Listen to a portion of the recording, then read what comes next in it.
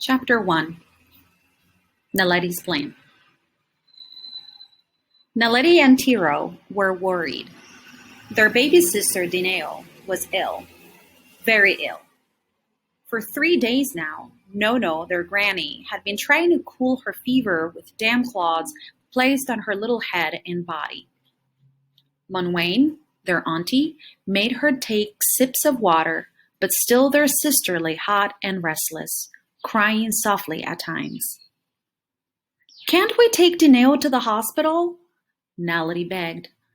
But Nono said Dineo was much too sick to be carried that far. The only hospital was many miles away, and Naledi also knew they had no money to pay a doctor to visit them.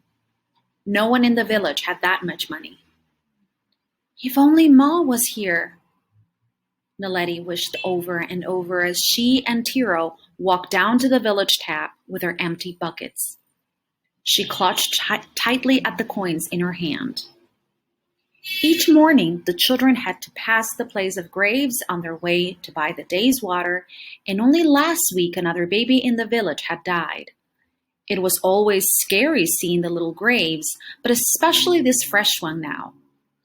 As they came nearer, Naledi fixed her eyes on the ground ahead, trying not to look, trying not to think. But it was no use.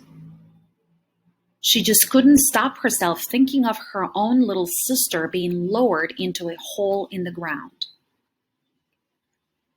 Finally, Naledi could stand it no longer. When they had returned with the water, she called Tiro to the back of the house and spoke bluntly. "We must get Ma or Dineo is going to die." "But how?" Tiro was bewildered. Their mother worked and lived in Johannesburg, more than 300 kilometers away. "We can get to the big road and walk," Naledi replied calmly.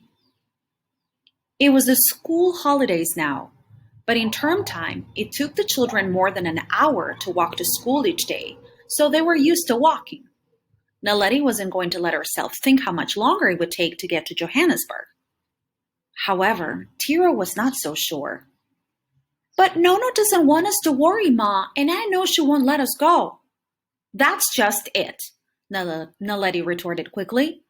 "Nono and Minwain keep saying Dineo will be better soon. You heard them talking last night.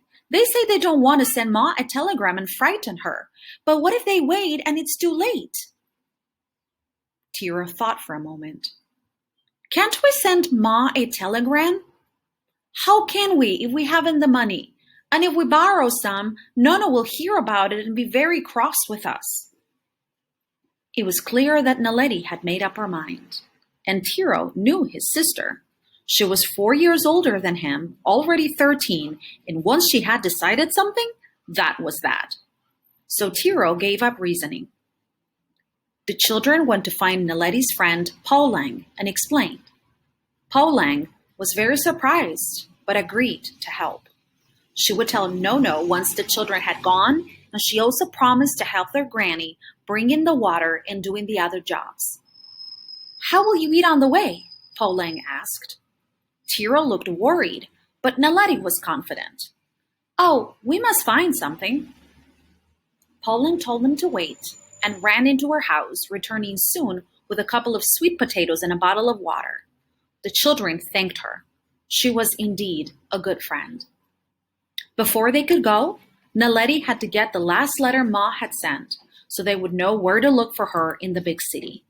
Slipping into the house, Naledi took the letter quietly from the tin without Nono or Minwain noticing.